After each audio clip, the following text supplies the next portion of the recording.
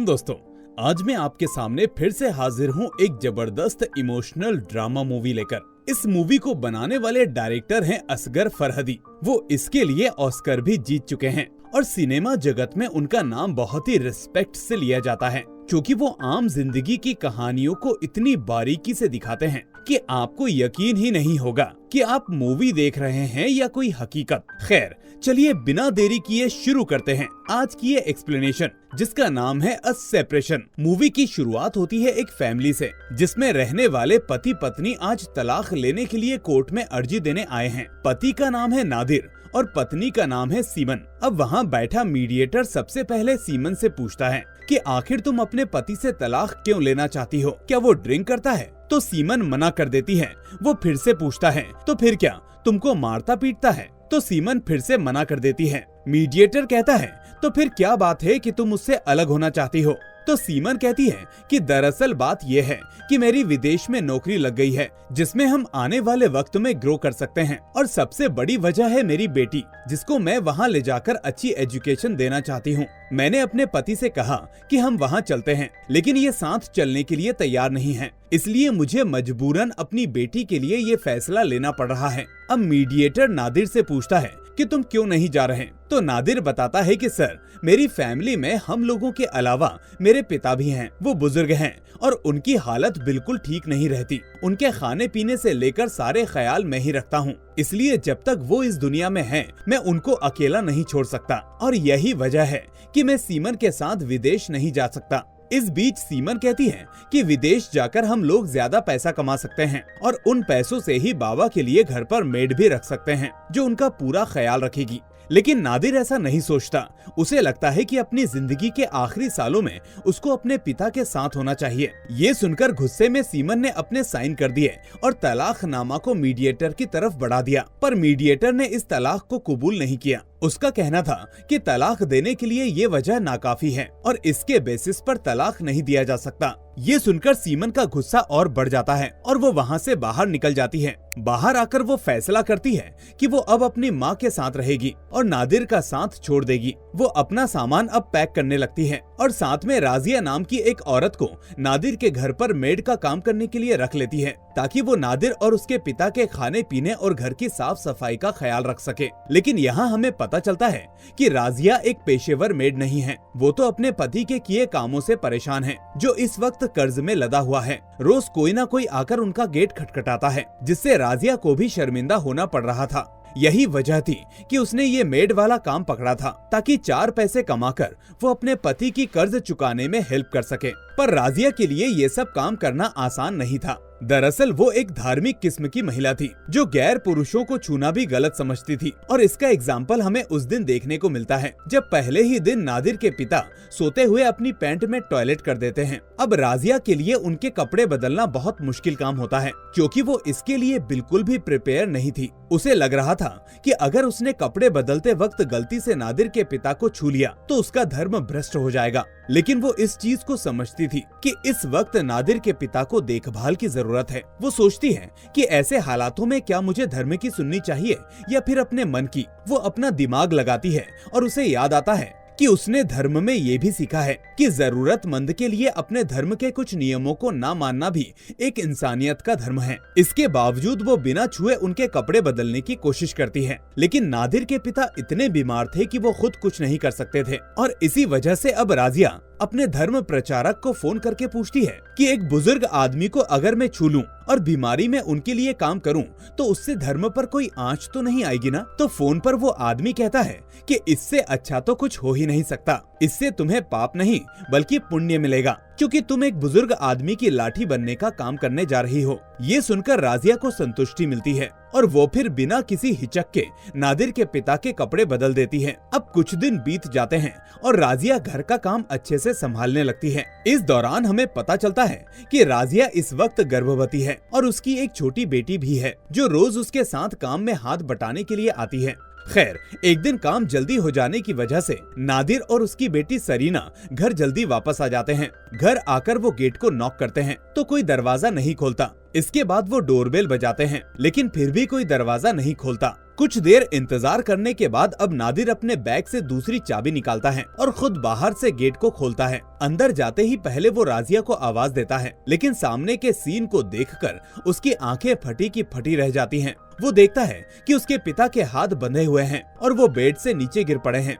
ये देखकर नादिर और सरीना के हाथ पैर फूल जाते हैं और वो फौरन उनको उठाकर बेड पर लेटाते हैं। बेड पर लेटाने के बाद नादिर देखता है कि उसके पिता के शरीर में कोई हलचल नहीं है, इसलिए वो काफी घबरा जाता है और अपने पिता को आवाज देने लगता है। सरीना अपने दादा को इस तरह देखकर रोने लगती है और तभी नादिर ने ध्यान से देखा तो उसे पता चला कि उसके पिता अभी जिंदा हैं और बेहोश हैं। थोड़ी देर में वो होश में आ जाते हैं, जिसके बाद उन दोनों की सांस में सांस आती है। अब अपने बाबा को बैठाकर वो उनसे बात करने लगता है और सरीना से कहता है कि पूरे घर को चेक करो, कहीं राजिया कुछ चुरा कर तो नहीं ले गई। ये सुनकर सरीना इधर उधर देखने लगती है कि इतने में राजिया घर के अंदर अपनी बेटी के साथ एंटर करती है। उसे ऐसे आते देख नादिर का गुस्सा 7वें आसमान पर पहुंच जाता है। वो उससे एकदम गुस्से में चिल्लाकर कहने लगता है कि तुमने मेरे घर से पैसे चुराए हैं, तुम रोज ऐसा ही करती होगी, मेरे बाबा को ऐसी हालत में छोड़कर बाहर चली जाती होगी। वो तो अच्छा हुआ कि आज मैं अचानक यहाँ आ गया, नहीं तो मुझे तुम्हारा ये सच कभी पता नहीं चल पाता। वो कहता है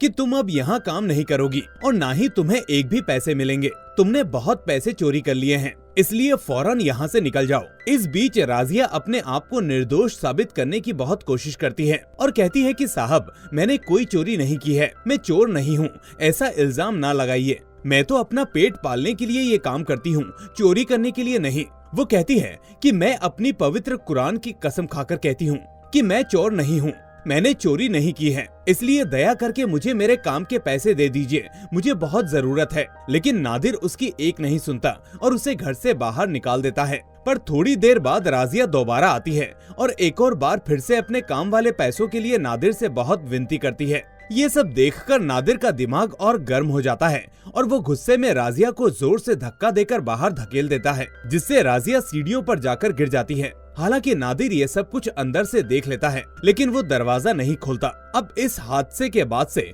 हालात बिगड़ते चले जाते हैं। कुछ दिन बाद सीमन ने नादिर को बताया कि उस दिन जो तुमने राजिया को धक्का दिया था, उससे उसके पेट में पल रहा बच्चा मर गया, वो असल में प्रेग्नेंट थी। ये सुनकर नादिर को अपनी गलती का एहसास होता है और वो सीमन के साथ हॉस्पिटल में राजिया से मिलने जाता है। कुछ कहने से पहले नादिर नजरों ही नजरों में राजिया से अपनी गलती के लिए माफी मांग लेता है। उसे इस बात का बहुत अफसोस है कि इस सब के बीच राजिया ने अपना बच्चा खो दिया। इसके बाद वो दोनों उससे हालचाल पूछ ही रहे होते हैं कि इतने में राजिया का पति इकबाल वहाँ आ जाता है। वो नादिर पर बहुत ही ज्यादा भड़क जाता है और उसे मारने लगता है। वो कहता है कि तुम्हारी वजह से ही आज मेरा बच्चा मारा गया, मैं तुम्हें नहीं छोड़ने वाला और अब इसका फैसला अदालत में होकर रहेगा, इतनी आसानी से तुम्हें माफी नहीं मिलेगी। अब इसी के साथ ये मामला स्थानीय अदालत में दर्ज हो जाता है, जहां सभी को बुलाया जाता है। जज नादिर से कहता है कि अगर अदालत में ये साबित हो गया कि राजिया का बच्चा आपकी वजह से मारा गया है, तो आपको 3 साल की जेल तो कम से कम होकर रहेगी। नादिर कहता है कि सर, यकीन मानिए, मैंने धक्का जरूर दिया, लेकिन मुझे नहीं पता था कि राजिया पेट से है। अगर मुझे पता होता तो उसे धक्का देना तो दूर, मैं उसके साथ ऊंची आवाज में बात तक नहीं करता और घर से बाहर भेज देता। इस बीच वो बोलता है कि ये सब इसलिए हुआ क्योंकि उस दिन वो मेरे बाबा को बांधकर चली गई थी, जिससे उनकी करीब करीब मरने वाली हालत हो गई थी, इसलिए मैं अपने गुस्से पर काबू नहीं कर पाया और उसके साथ ऐसा किया। अब नादिर की ये सभी बातें सुनकर राजिया का पति उसे बुरा भला कहने लगता है कि झूठ मत बोलो, ऐसा कुछ नहीं हुआ, मेरी बीवी आखिर तुम्हारे बाबा को क्यों बांधेगी, तुम जानते भी हो वो कितनी सीधी औरत है। तभी विचारक ने गुस्से में आकर कहा कि देखिए, अगर आप ऐसे ही अल्फाज इस्तेमाल करेंगे तो सबसे पहले मैं आपको जेल में भर्ती करवा दूंगा। अब इसी तरह राजिया का केस अदालत में चलता रहता है। इधर नादिर अपनी बेटी की स्कूल टीचर से निवेदन करता है कि वो अदालत में गवाही दे कि उसे नहीं पता था कि राजिया पेट से थी। टीचर उसकी रिक्वेस्ट को मान जाती है और कोर्ट में अपनी गवाही नादिर के पक्ष में दे देती है। अब ये बात जब इकबाल को पता चलती है तो वो स्कूल जाकर टीचर को भला बुरा बोलता है। वो कहता है कि आपने एक झूठी गवाही दी है। टीचर कहती है कि आप इस तरह मुझ पर इल्जाम मत लगाइए, मैंने सच बोला है, उनको ये सब नहीं पता था। ये सुनकर इकबाल कहता है कि अगर ऐसी ही बात है तो आप इस कुरान पर हाथ रखकर साबित करें कि उनको ये बात नहीं पता थी। अब उसके अगले दिन सुनवाई में राजिया का पति फिर से जज के सामने उल्टी पुल्टी बातें करने लगता है और जज को ये भी पता चल जाता है कि इकबाल ने बीते कल स्कूल जाकर टीचर से बुरा बर्ताव किया था, जिसकी वजह से अब जज इकबाल को 3 महीने की जेल की सजा सुना देता है और कहता है कि आगे से किसी को धमकी देना या ऐसा करना भूल जाओगे। जेल जाने की बात सुनते ही राजिया बिल्कुल ही टूट जाती है। रोते हुए वो जज के आगे हाथ पांव जोड़ने लगती है और कहती है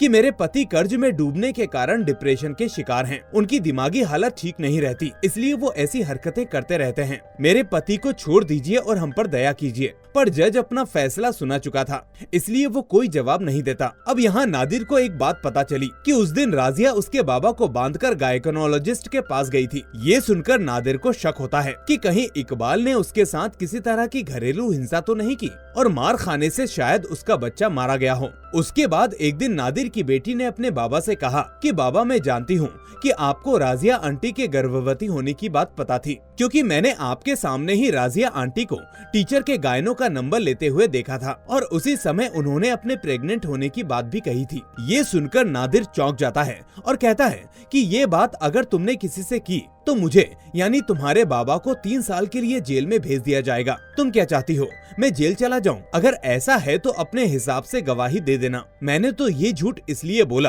ताकि मैं अपने बाबा और अपनी बेटी का ख्याल रख सकूं। अगर मैं तुम्हारे साथ नहीं रहा तो तुम लोगों का ख्याल कौन रखेगा, क्योंकि तुम्हारी माँ तो विदेश जा रही है। ये सुनकर सरीना का दिमाग बहुत कंफ्यूज हो जाता है कि आखिर वो क्या करे। आखिर उसकी गवाही का दिन भी आ जाता है, जहाँ वो अपने पिता के पक्ष में गवाही देते हुए कहती है कि बाबा को सच में नहीं पता था कि राजिया आंटी पेट से हैं। अब ये गवाही सरीना दे तो देती है, लेकिन ये झूठ कहने के बाद वो खुद को गुनहगार मानने लगती है। उसे समझ में आ रहा था कि ये झूठ कहकर उसने बहुत बड़ा पाप किया है और उसे ऐसा नहीं करना चाहिए था। ये सब सोच सोचकर वो बहुत रोने लगती है। यहाँ दूसरी तरफ सीमन नादिर की सजा से बहुत चिंता में पड़ जाती है, क्योंकि अगर उसे 3 साल की जेल हो गई तो इसका असर उसकी बेटी के भविष्य पर भी पड़ेगा। इसलिए वो राजिया के घर जाती है और राजिया के पति इकबाल को कुछ पैसे देकर मामला अदालत से वापस ले लेने की बात सामने रखती है, मगर इकबाल किसी भी हालत में उसकी बात पर राजी नहीं होता। लेकिन तभी उसके आसपास के लोग उसे सलाह देते हैं कि तुम्हारे सर पर बहुत बड़ा कर्ज चढ़ चुका है और तुम्हें इन पैसों की जरूरत है,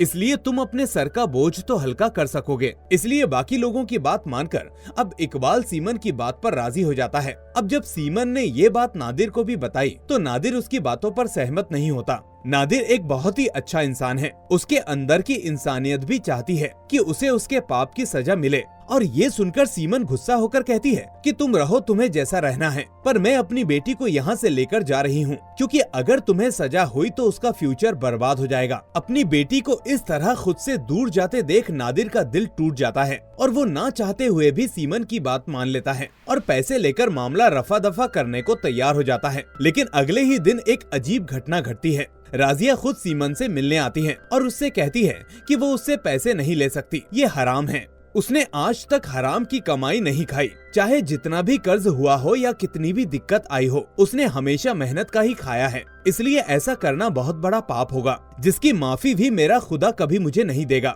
ये सुनकर सीमन कहती है कि ये तुम क्या कह रही हो, गुनाह तो हमने किया है, पाप तो मेरे पति ने तुम्हारा बुरा करके किया है, जिसकी भरपाई हम कुछ पैसे देकर करना चाहते हैं। ये सुनकर राजिया कहती है कि मेरे अजन्मे बच्चे को आपके पति ने नहीं मारा है। आपके पति के धक्का देने से कुछ दिन पहले मैं आपके ससुर को लेकर थोड़ा बाहर टहलने गई थी ताकि उनको अच्छा लगे। मुझे उनको देखकर अपने बाबा की याद आती थी, क्योंकि मैं शादी होने के बाद अपने बाबा के अंतिम दिनों में उनके साथ नहीं थी। खैर, तभी अचानक वो बीच सड़क पर आकर खड़े हो गए और उन्हें बचाते वक्त एक गाड़ी ने मुझे पीछे से टक्कर मार दी, जिसकी वजह से मैं नीचे गिर पड़ी। उस रात मेरे पेट में बहुत दर्द हुआ था, इसलिए मुझे लगता है मेरा बच्चा उसी रात ही मर गया होगा। इसलिए मैं आपसे ये पैसे नहीं ले सकती, ये मेरे लिए हराम होगा। ये सुनकर सीमन चुप हो जाती है और बिना कुछ कहे वहाँ से चली जाती है। अब अगले ही सीन में दिखाया जाता है कि नादिर, सीमन और उनकी बेटी सरीना राजिया और इकबाल के घर आए हुए हैं।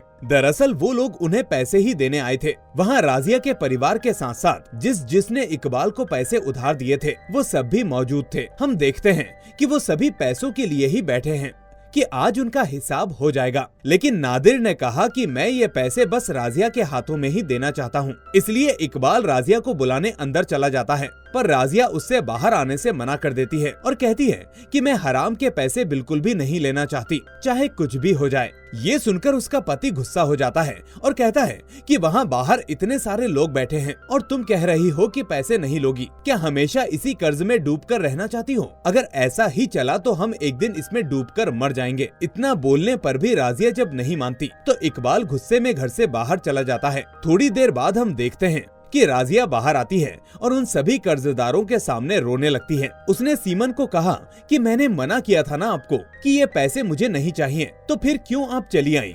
आपको क्या मिलेगा ऐसा करके? मैं इस पैसे को नहीं ले सकती क्योंकि इसमें आपके पति की गलती नहीं थी। आप कहेंगी तो मैं कोर्ट में वो सब बता दूंगी जो मैंने आपको बताया, लेकिन ये पैसे का बोझ मुझ पर मत डालिए, मैं इसके साथ जी नहीं पाऊंगी। इसके बाद वो सभी कर्जदारों से कहती हैं कि आप लोग परेशान मत होइए, मैं दिन रात एक कर दूंगी और आप लोगों के पैसे लौटा दूंगी, लेकिन इस सब के लिए मुझे मजबूर मत कीजिए, वरना मेरा खुदा मुझे कभी माफ नहीं करेगा। ये सुनकर सभी वहाँ से उठकर चले जाते हैं और नादिर, सरीना और सीमन भी अपने घर के लिए निकल आते हैं। इसके बाद कहानी क्लाइमेक्स की तरफ बढ़ती है, जहाँ सीमन और नादिर को फिर से मीडिएटर के सामने पेश होने के बाद जज साहब के सामने बुलाया जाता है। यहाँ जज सरीना को अपने पास बुलाता है और उससे पूछता है कि बेटा तुम किसके साथ रहना चाहती हो, अपनी माँ के साथ या बाबा के साथ? यहाँ हमें इन बातों से पता चलता है कि नादिर और सीमन का तलाक अब हो ही चुका है। खैर, जब उनकी बेटी से सवाल किया गया तो वो बहुत ही रोने लगी और बोली, क्या ये मुझे अभी बताना होगा? तो जज कहता है कि हाँ, तुम्हें अभी जवाब देना होगा। इसके बाद वो कहती है कि मुझे पता है कि मैं किसके साथ रहना चाहती हूँ, लेकिन मैं अपना ये जवाब उनके सामने नहीं देना चाहती। ये सुनकर जज नादिर और सीमन को कमरे से बाहर भेज देते हैं। वो दोनों दीवार से कान लगाकर आमने सामने खड़े होकर इंतजार कर रहे होते हैं और उनके इसी इंतजार के साथ ये कहानी यहीं पर खत्म हो जाती है। दोस्तों, ये क्लाइमेक्स इतना बेहतरीन है कि अपने साथ कई सवाल छोड़ जाता है जो आपकी और मेरी समझ पर निर्भर करता है। मैं आपसे पूछता हूँ कि सरीना ने आखिर किसको चुना होगा, अपने पिता को जिसके साथ वो अब तक रह रही थी, या अपनी माँ को जो उसे अपने साथ विदेश ले जाना चाहती थी? आप अपने जवाब मुझे कमेंट्स में दीजिए। मैं देखना चाहता हूँ कि आखिर आप कहानी से कितना जुड़ पाए। बेस्ट जवाब को मैं इस वीडियो में पिन कर दूंगा और साथ ही अगली वीडियो में शाउट आउट भी दूंगा। तो दोस्तों, इस वीडियो को लाइक करके अपने दोस्तों के साथ शेयर करना मत भूलना। साथ ही अगर आप नए हैं तो चैनल को सब्सक्राइब करके नोटिफिकेशन बेल को भी दबाना मत भूलना। अब मैं मिलूंगा आपसे अगली ऐसी ही शानदार मूवी के साथ। टिल देन, अपना और अपनों का ख्याल रखिए। Thanks for watching.